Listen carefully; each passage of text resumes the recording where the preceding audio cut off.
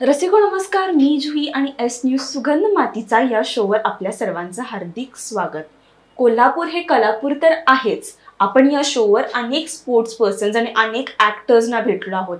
पण आपल्याला माहिती आहे का, नाटू नाटू हे जे गाणं ज्याला ऑस्कर भेटला होता, ते गाणं त्याचं VFX आपल्या कोल्हापूरमध्ये झालंय आणि ते आपल्या कोल्हापूरच्या दिग्गजांनी केलंय. आणि आज आपल्यासह आहेत वसीम सर, मधुर सर आणि विशाल सर, जे त्यांची नाटू नाटू त्यासह VFX ची जर्नी आपल्यासह शेअर करणार आहेत. तर वसीम सर, मधुर सर आणि विशाल सर, आपलं एस न्यूज सुगंध मातीचावर खूप खूप स्वागत. थँक्यू. तर प्रथम प्रश्नच मी असा करेन की VFX साठी आपली सुरुवात कशी झाली, यासाठी जर्नी कशी स्टार्ट झाली आपली, हे मला ऐकायला आवडेल. 2005 मध्ये साधारणतः आमची जर्नी ही VFX इंडस्ट्रीमध्ये चालू झाली. कारण 10वी-12वी झाल्यानंतर जसं सर्वसामान्य मुलांचं असतं की इथून पुढे काय करायचं, त्यावेळी असाच आम्ही पण हाच प्रश्न विचारत होतो भरपूर जणांना. त्यावेळी आम्हाला एकाने ॲनिमेशन सजेस्ट केलं. मग एका इन्स्टिट्यूटमध्ये शिकायला गेल्यानंतर 1-1.5 वर्षात आम्हाला शिकल्यानंतर तिथं तसं जसं फील्डमध्ये चालू आहे तसं काहीच मिळालं नाही ऍक्च्युली मध्ये. म्हणजे कोर्स कम्प्लीट झाल्यानंतर परत तीच परिस्थिती झाली, आता काय करायचं. मग त्यानंतर काही वेळ गेल्यानंतर आम्हाला एक सर भेटले. त्यांनी आम्हाला VFX हा असं फील्ड आहे याच्याबद्दल इंट्रोड्यूस केलं. मग त्यांनीच शिकवलं. आणि त्यानंतर 2008 मध्ये आमची फ्युचर वर्क म्हणून कंपनी आहे, तिथनं आमची जॉबची जर्नी ऍक्च्युअली मध्ये सुरू झाली. 2005 ला तुम्ही 2008 ला जॉब स्टार्ट केला. 2008 ला जॉब स्टार्ट केला. तर 2005 च जर आपण म्हणायला गेलो तर 2005 हे खूप आधीचा काळ आहे, जेव्हा VFX माहिती पण नव्हतं लोकांना. तर तेव्हा तुम्ही हे फील्ड निवडलं, सरांनी सांगितलं बरोबर आहे, पण तुम्ही हे फील्ड निवडलं कसं, घरातल्यांना सांगितलं कसं की हे नवीन करिअर आहे काहीतरी आणि आम्ही हे ट्राय करतोय, तर ती जर्नी आणि ती सुरुवात कशी केली?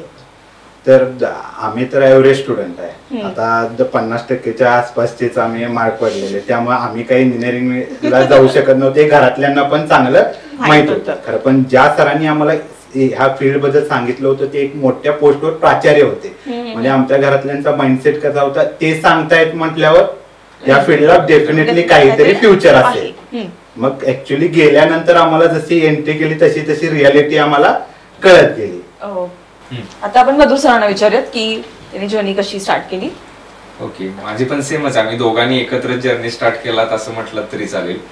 माझा पहिला पिक्चर आहे गोलमाल 3, इथून माझी जर्नी स्टार्ट झालेली आहे. आतापर्यंत आम्ही भरपूर पिक्चरवरती एकत्र काम केलेले आहेत. कमीत कमी 200 ते 300 पिक्चरवरती एकत्र काम केले. काय हायलाइटेड पिक्चर म्हणजे मराठी पिक्चर पासून सुरुवात करतो. प्यारवाली लव्ह स्टोरी आहे, दुनियादारी आहे, रेनी डेज आहे, त्याच्यानंतर माऊली पिक्चर आहे, ह्या मराठी पिक्चरवरती कामं केली.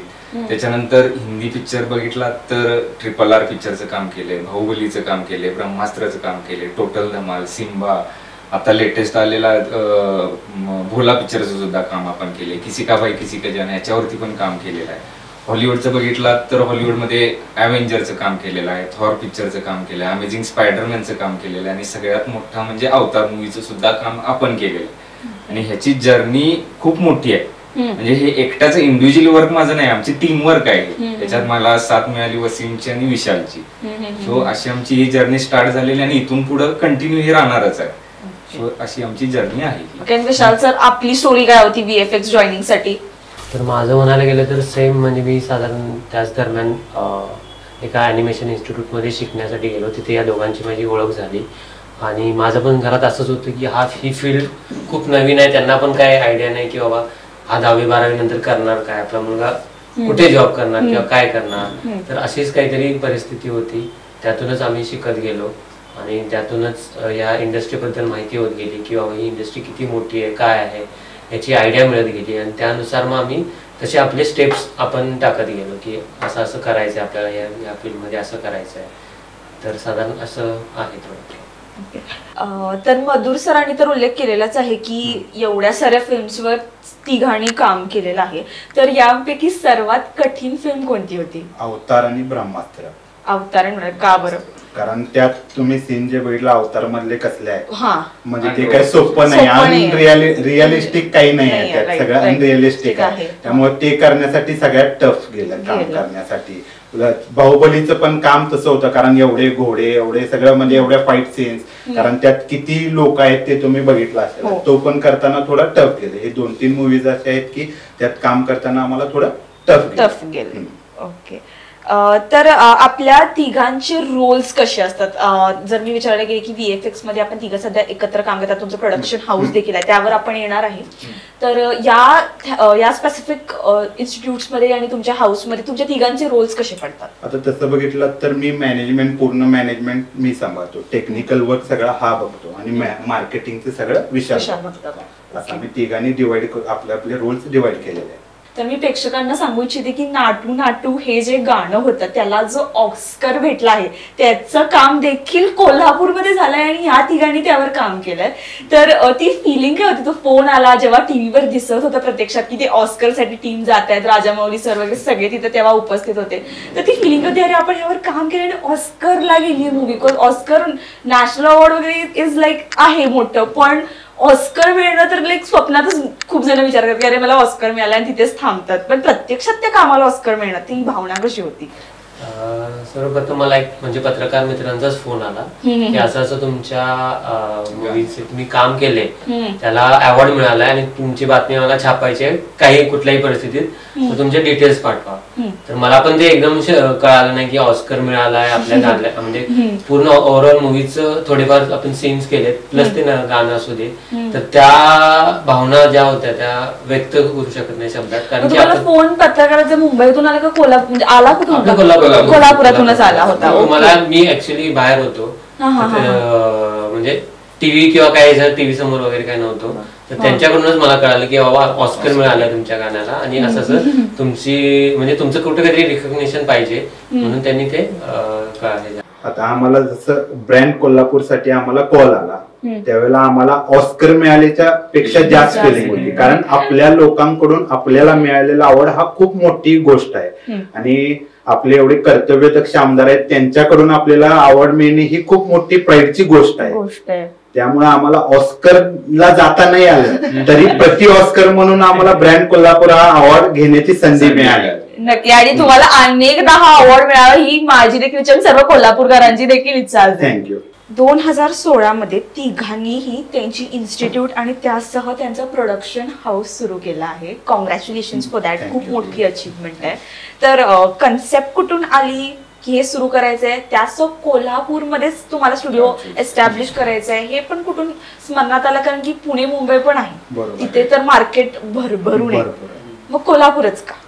तर जॉब करताना आम्ही एक विचार करत होतो की बाबा पुण्या मुंबईत ह्याच्या रिलेटेड सगळ्या गोष्टी आहेत, मग हा कोर्स काय फक्त पुण्या मुंबईच्या मेट्रो सिटीच्या लोकांनी करावा असं काही शिकण्यासारखं नाहीये, आपल्या लोकांच्या पण ते शिकलं तर काही वावगं नाही आहे. मग आमचा विचार ह्याच्या मागे चालू करण्यामागे इन्स्टिट्यूट आणि प्रोडक्शन काय होता, तर आपल्या इथल्या लोकांना, कारण कोल्हापूर हे तर कलेची नगरी आहे, कारण इथं ऑलरेडी खूप टॅलेंटेड माणसं आहेत, फक्त आपल्याला चान्स मिळत नाहीये तसा म्हणून आपण मागे आहे. मग मी आणि मधुरचं आमचं डिस्कशन झालं की बाबा आपण आपल्या लोकांसाठी काय करू नये, म्हणून आम्ही आमचे जॉब रिझाईन केले आणि मग आम्ही कोल्हापूरला आलो, आम्ही इन्स्टिट्यूट चालू केली. आता आमच्या इन्स्टिट्यूट मध्ये बघितलं तर 95% शेतकऱ्यांची मुलं आहेत.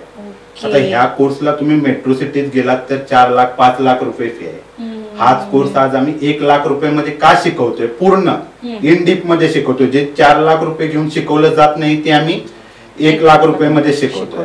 कारण काही मुलांचं असतं ना, शेतकऱ्यांच्या मुलांचं फायनान्स नसतो म्हणून ते शिकू शकत नाही. मग फायनान्स नसणे हा त्यांचा दोष नाही आहे, एखाद्याच्या गरीबाच्या घरात जन्माला येणे हा काही त्यांचा दोष नाही.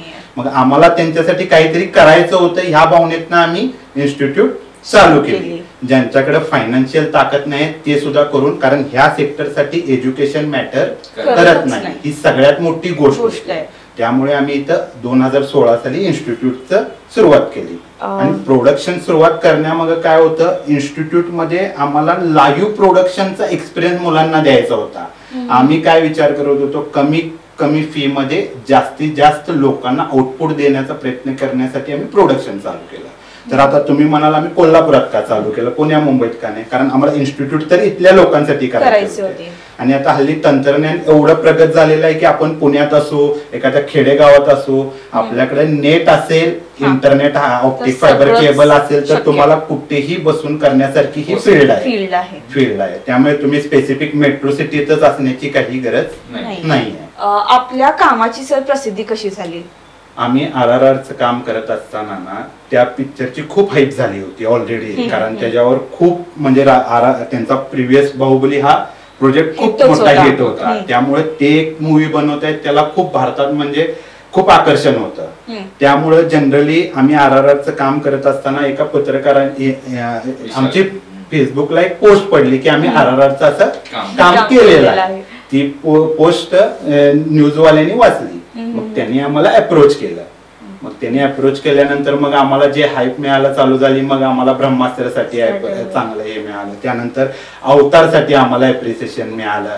अशी एक एक जर्नी मग आमची स्टार्ट झाली. कोल्हापूरमध्येच काम केलेलं आहे, पुणे मुंबईमध्ये नाही झालेलं. जे काय बाईट्स वगैरे आपण थोडेफार आपण पाहिलेत मूवी मध्ये, त्याचे जे VFX आहेत ते इथे कोल्हापूरमध्ये झालेत. हे मी पण पहिल्यांदाच ऐकलं. मी पण स्वतः शॉक होते की मला वाटलं हे काम सगळं मुंबईत वगैरे होतंय, पण हे मला कळलं की हे कोल्हापूरमध्येच होतंय. तर VFX विषयी आपण बोलणार आहोत. तर VFX हे नेमकं आहे काय? आता VFX, पहिलाच VFX चा मी फुल फॉर्म सांगतो. V म्हणजे व्हिज्युअल इफेक्ट्स म्हणजे इफेक्ट. ओके, म्हणजे पिक्चर मध्ये जे स्पेशल इफेक्ट वापरले जातात त्याच्या रिलेटेडचाच हा कोर्स आहे. आता व्हिज्युअल इफेक्ट म्हणजे थोडक्यात काय की डायरेक्टर किंवा प्रोड्युसरच्या डोक्यात जी काही कल्पना आहे ती सत्यात उतरवणे म्हणजेच VFX. जसे की उदाहरण द्यायचं झालं तर बाहुबली सारखा पिक्चर. आता बाहुबलीमध्ये काय की डायरेक्टर कोण आहे? S. राजामौली, बरोबर. आता S. राजामौलींच्या फक्त डोक्यात कन्सेप्ट आहे की बाहुबली असा त्या डोंगरावरती चढत जाणार, त्याच्यावरती जाणार, मग वरती त्याला ती राणी भेटणार, महल असणार, ही फक्त त्याच्या डोक्यात कल्पना आहे. पण सत्यात तसं थोडीच असणार आहे. ते आपल्याला पूर्ण सेट, एवढे मोठे सेट पण नसतात ते आपल्याला कम्प्युटरच्या मदतीने तयार करावं लागतं. ह्यालाच VFX असं म्हटलं जातं. ओके, आणि त्याचं अजून एक जिवंत उदाहरण म्हणजे तुम्ही जर सिम्बा पिक्चर बघितला असाल, त्याच्यामधलं आलार्याला सिम्बाला टायटल सॉन्ग. ओके, ते टायटल सॉन्ग जर बघितला तर आपल्या कोल्हापूरच्या भवन मंडपातलं शूटिंग आहे. ओके, तुम्ही हे गाणं म्हणजे आपले न्यूज झाल्यानंतर डेफिनेटली तुम्ही प्रत्येकाने बघा की म्हणजे तुम्हाला पण समजेल की अरे हा हे तर आपल्या इथलं कोल्हापूरमधलं शूटिंग. ऍक्च्युअली शूटिंग झाले मुंबईमध्ये, पण त्यांना लोकेशन रोहित शेट्टींना पाहिजे होतं कोल्हापूरच्या भवानी मंडपात. तिथे प्रत्यक्षात शूट करूच शकत नाही, आणि त्या पूर्ण गाण्याचं काम आपण की फ्रेम मध्ये केलेलं आहे. ही पण म्हणजे आपल्यासाठी गर्वाचीच गोष्ट आहे. त्याच्यानंतर पद्मावत पिक्चरचं शूटिंग. आता पद्मावत पिक्चरचं शूटिंग पण आपल्या मसाई पठारावरती झालं. म्हणजे काही लोकांना माहिती असेल, काही लोकांना माहिती नसेल, पण मसाई पठारावरती शूटिंग झालं होतं. ओके, आता त्या शूटिंगच्या वेळी जर बघितला तर एक 40-50 घोडेवाले होते. म्हणजे त्यांना सीन काय दाखवायचं होता डायरेक्टरला की वॉरचा सिक्वेन्स होता. आणि ते 40-50 घोड्याचे नंतर तुम्ही जर पिक्चरचा आउटपुट जर बघितला तर राजस्थान गुजरात साईडचं लोकेशन दाखवलं. ओके, आणि ते 40-50 लोकांची जवळपास हजारो लोक दाखवली, म्हणजे त्याचं मल्टिप्लिकेशन केलं. ओके, ह्यालाच VFX असं म्हटलं जातं. आणि हेच कसं करायचं, काय करायचं, हेच आपण सगळे ह्या कोल्हापूरच्या मुलांना किंवा कोल्हापूरमध्ये आपण शिकवण्यासाठी सुरुवात केलेली आहे. VFX काय आहे ते आता आपण जे सरांकडून ऐकलं, पण अॅनिमेशन आणि VFX यामध्ये काय फरक आहे नेमका? अॅनिमेशन आणि VFX मध्ये खूप डिफरन्स आहे. लोकांना हा डिफरन्स माहित नाही. लोक VFX म्हणजे अॅनिमेशनच म्हणतात, अॅनिमेशन म्हणजे VFXच म्हणतात, असं लोकांचं कन्फ्युजन आहे. तर अॅनिमेशन म्हणजे काय, जे कार्टून फिल्म बनतात त्या सगळ्या अॅनिमेशन मध्ये येतात. आणि पिक्चर मध्ये जे स्पेशल इफेक्ट रिअलिस्टिकचे सगळं दाखवलं जातं ते VFX मध्ये बनतं. आणि VFX ह्या स्टुडिओमध्ये अॅनिमेशनचं पण डिपार्टमेंट असतं आणि VFXचं पण डिपार्टमेंट असतं. म्हणजे क्रिएटिव्ह फील्ड असल्यामुळे सगळे डिपार्टमेंट एकत्र काम करतात.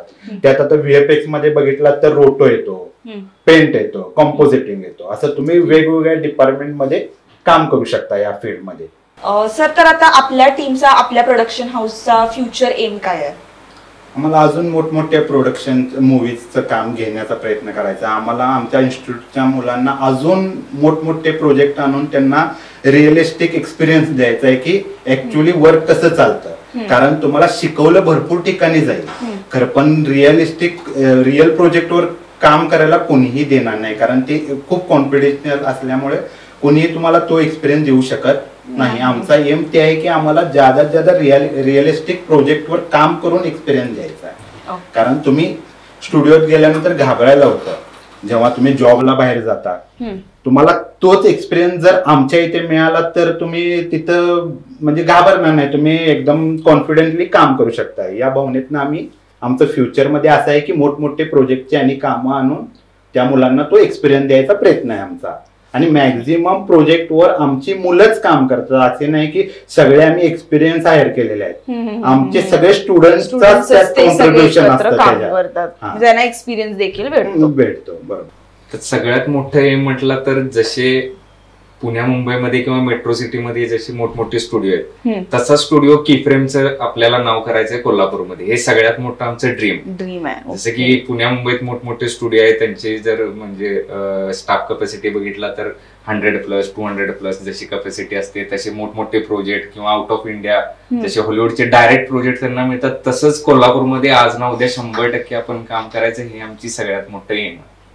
आपण कीफ्रेम जे स्टुडिओ चालवतो ते एक मोठं प्रोडक्शन हाऊस व्हावं आणि जी कामं आता सध्या मुंबई पुण्यात किंवा डायरेक्ट जे त्यांना मिळतात ते आपल्याला मिळावीत आणि आपलं नाव कोल्हापूरचं प्लस आपल्या स्टुडिओचं नाव हे जगभरात पोहोचावं की हे स्टुडिओ एका साध्या शहरात, एका छोट्या शहरातून हे जे काम होते किंवा एका मोठ्या मूवीचं काम होते हे एका साध्या छोट्या शहरातून होते, एवढं आपलं एम आहे.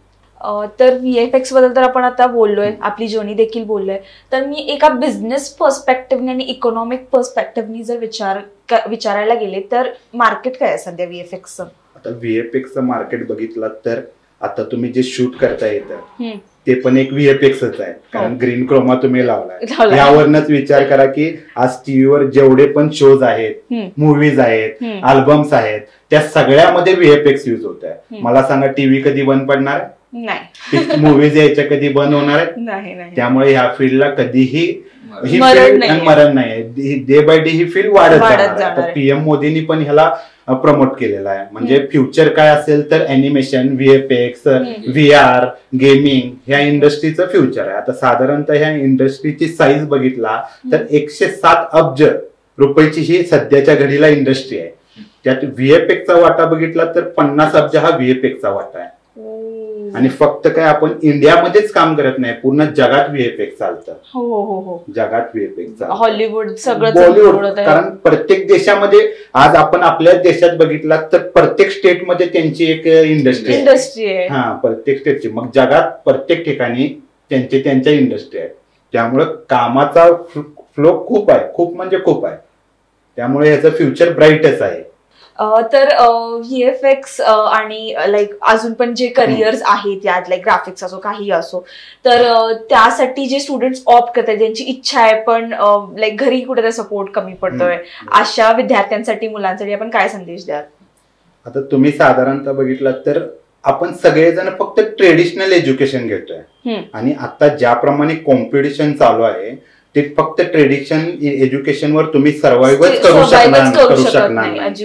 तुम्हाला ट्रेडिशनल शिक्षण घेता घेता 2 तरी व्यावसायिक अभ्यासक्रम स्वीकारलेच पाहिजेत, तर तुम्ही तुमच्या लाईफमध्ये प्रोग्रेस करू शकता. कारण तुम्ही आज इंजिनिअरिंगला आहे तर तुम्ही म्हणू शकताय का मी या फील्डवर सेटल होणारच आहे? नाही, कुणीही म्हणू शकत नाही ना. त्यामुळे तुम्ही कमीत कमी स्किल बेस, आजचा जग आहे स्किलला मार्केट आहे. तुम्हाला स्किल असेल तुमच्यात तर तुम्हाला मरण नाही. VFX ही अशी इंडस्ट्री आहे इथे तुमचं एज्युकेशन मॅटर करत नाही, तुमचं काही बॅकग्राऊंड बघितलं जात नाही. तुम्हाला काम येते ना, मग तुम्ही 10th का असाल डझंट मॅटर. तुम्ही मग तुमची सॅलरी 50,000 होऊ शकते, 1 लाख रुपये होऊ शकते, 1.5 लाख रुपये होऊ शकते, 2 लाख रुपये होऊ शकते. इथपर्यंत तुम्ही तुमच्या 10th एज्युकेशनवर सुद्धा जाऊ शकता.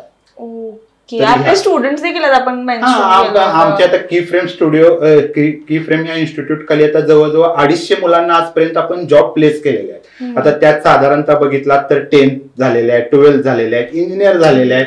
आज त्यांच्या सॅलरी बघितला तर 10th स्टुडंट आहे माझा, त्याची 24 एज आहे, 95,000 सॅलरी आहे 24 एज मध्ये VFX वर. कारण हे फ्युचर आहे आणि स्किल बेस असल्यामुळे तुमच्या जॉबवर कधीच गडांतर येण्याची, तुम्ही जर आर्टिस्ट चांगले असाल तर तुम्हाला जॉब मध्ये मरण नाहीये, तुम्ही सर्व्हाइव्ह करू शकता. क्रिएटिव्ह माइंड आणि परफॉर्मन्स चांगला पाहिजे. बाकीच्या एखाद्या जॉब मध्ये कसं तुम्हाला सिनियरशी खूप असं त्याला म्हणजे लिटरली मस्का लावणे असा जो प्रकार असतो तो करावा लागतो. ह्या फील्ड मध्ये तुम्हाला तुमच्याकडे जर स्किल असेल तर तुम्हाला तसलं काहीही करण्याची गरज नाही. तर यात फ्युचर खूप ब्राईट आहे. ज्या पेरेंट्सना वाटते की ही फील्ड म्हणजे तुम्ही साधारणतः एक विचार करा की टीव्ही कधी बंद पडणार आहे काय, मूवीज यायच्या काय बंद पडणार आहेत काय, यावरच तुम्हाला कळेल की या फील्डचं फ्युचर काय आहे ते. नक्की सगळे पेरेंट्स नक्की मोटिवेट करतील हा व्हिडिओ पाहिल्यानंतर. तर कोल्हापूरकर जे आपले आहेत, कोल्हापूरकडून सतत कलेला प्रेम मिळत गेलंय, तर तिघांकडून कोल्हापूरकरांना एक संदेश होऊन जाऊ दे. कोल्हापूर तर पहिले तर फिल्म इंडस्ट्रीची सुरुवात होण्याचं ठिकाण हेच आहे. म्हणजे भरपूर कुस्ती स्पोर्ट्स असतील, कला असतील, क्रीडा असतील, त्याची सुरुवात इथनं झालेली आहे. त्यामुळे आपण काल पण जगात भारी होतो, आज पण आहे, उद्या पण राहणार आहे. त्यामुळे आपण फक्त तो इनिशिएटिव्ह घेणं गरजेचं आहे. Okay, right. हाच माझा कोल्हापूरकरांसाठी संदेश आहे. आपण आपल्या कोल्हापूरकरांची मेंटॅलिटी काय, आपल्याला कोल्हापूर सोडायचं नाहीये. ह्या मेंटॅलिटीचा त्याग करून आपण भरपूर टॅलेंटेड आहे खरं, पण आपण बाहेर जात नाहीये, आपण कॉम्पिटिशन मध्ये पार्टिसिपेट होत नाहीये, त्यामुळे आपण हायलाइट होत नाही त्याच्यामुळे. ओके, आपला संदेश सर. जसं की आता वसीम सरांनी सांगितलं की फील्ड कधीच बंद पडणार नाही. मी एक आवर्जून उदाहरण देऊ शकतो की जसं कोरोनाच्या पिरियडमध्ये बघितला तर सगळे सेक्टर ठप्प होते. आणि त्याच्यात बघितला तर फक्त हॉस्पिटल लाईन, मेडिकल लाईन आणि एंटरटेनमेंट 3च पार्ट चालू होते. सो त्यामुळे ही फील्ड कधीच बंद पडणार नाही. त्यामुळं ह्यावरती लोकांनी म्हणजे थोडंसं कॉन्सन्ट्रेट केलं पाहिजे की जेणेकरून बाबा ह्याच्यात पण काहीतरी जॉब ऑपॉर्च्युनिटी असू शकतात किंवा आहेत, आणि भरपूर फ्युचरमध्ये तरी भरपूर जॉब ऑपॉर्च्युनिटी असणार आहेत. सो आपलं तर कोल्हापूरचं म्हणजे कलेचं माहेरघर तर आहेच, तो इतर लोकांनी पण याचा लाभ घ्यावा एवढंच मी कोल्हापूरकरांसाठी सांगू शकतो. तर ही VFX फील्ड जरी वर जरी अवघड दिसत असली तरी ती खूप सोपी आहे. जसं तुम्ही मूवीज मध्ये बघता, जसं मूवी थिएटरमध्ये जाऊन बघता, तसं ती एवढी सोपी आहे. तुम्ही त्यामध्ये एकदा स्किल झाला, चांगले पारंगत झाला, तर तुम्हाला त्यात कोणीही अडवू शकत नाही. आणि याचंच उदाहरण म्हणजे आमची पण बॅकग्राऊंड अशी काही नव्हती, पण आम्हाला कोल्हापूरचा सर्वोत्कृष्ट अवॉर्ड म्हणजे ब्रँड कोल्हापूर या अवॉर्डने आम्हाला सन्मानित करण्यात आलं. हा आमच्यासाठी खूप मोठी गोष्ट आहे. म्हणजे कोल्हापूरचा ऑस्कर मिळाल्यासारखं आमची फिलिंग आहे ती. त्यामुळं तुम्ही पण या लेवलपर्यंत पोहोचू शकता आणि याच्या पुढेही जाऊन तुम्ही जगभरात आपल्या कोल्हापूरचं आणि स्वतःचं नाव करू शकता. तर तुम्हाला तिघांनाही धन्यवाद. तुम्ही आपला मूल्यवान वेळ आम्हाला दिलात, एस न्यूजला दिलात. खूप सुंदर संवाद झालेला आहे. मला देखील खूप शिकायला मिळालं आहे VFX बद्दल, VFX मार्केट बद्दल, जे मला देखील माहित नव्हतं. तर धन्यवाद.